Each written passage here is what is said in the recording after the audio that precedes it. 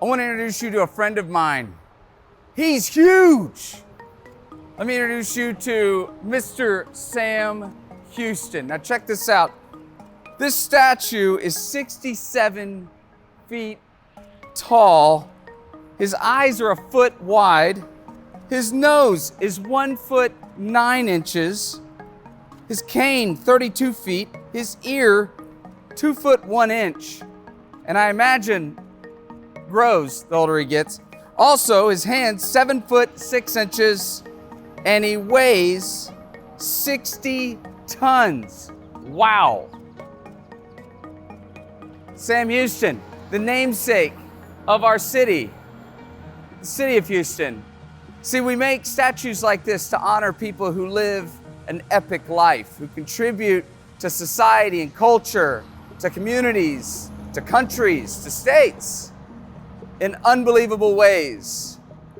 And that's why we did this for Sam Houston. He made incredible sacrifices and contributions, not only for the state of Texas, but what would later be the further expansion of the United States of America. And actually, if you read some of Sam Houston's own words, he very much saw himself as a servant.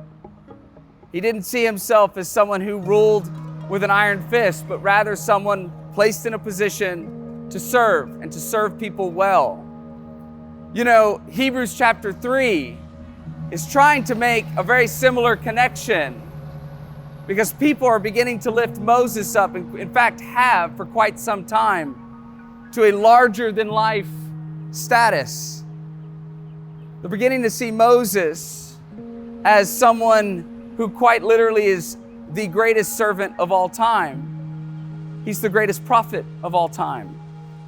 The problem is, in moving him to larger than life status, there's a fine line between understanding the contributions of Moses and then lifting Moses up to be greater than even Jesus.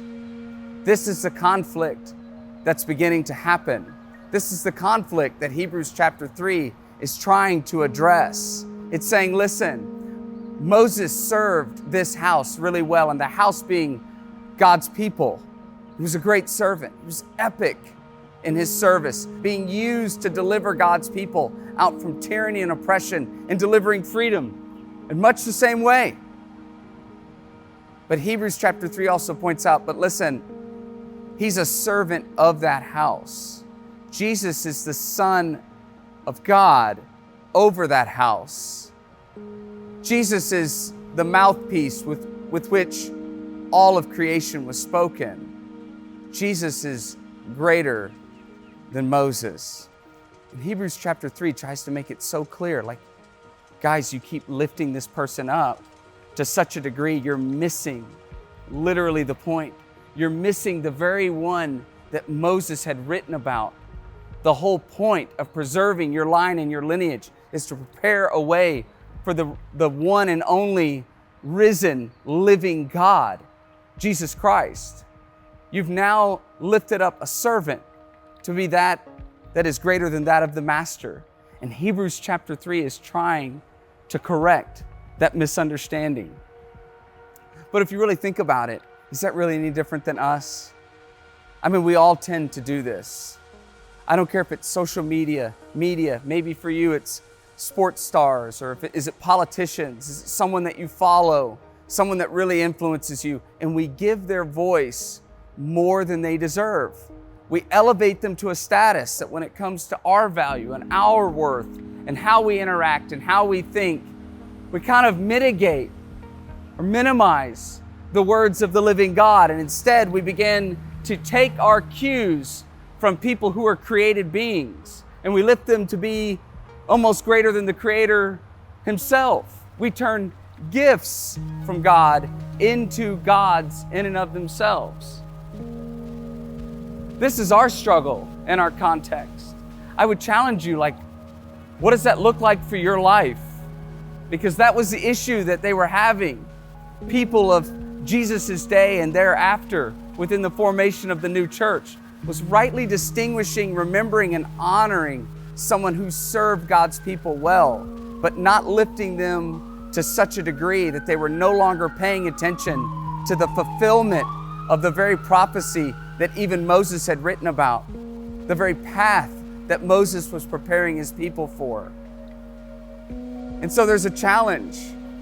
Which way do you want to go? Do you want to head back to the path that leads back to the created thing, as great as it may be? Or do you want to head down a path with a winding turn, led by simple trust and faith, walking alongside the living God, the lover of our souls, Jesus Christ, who would trade his life for ours, who in his death we would have life, and in his resurrection we too can rise up? Will we allow that voice to guide us, or we continue to allow culture and various personalities to dictate to us the path that we should go? This is basically the challenge that was before people at the time of Hebrews, and it's the challenge that we have today. But don't forget, the living God loves you. The living God died for you. And the living God so deeply desires for you to take the path, not back to what was honored in the past, but to move into the present and the future in a personal, beautiful relationship with him.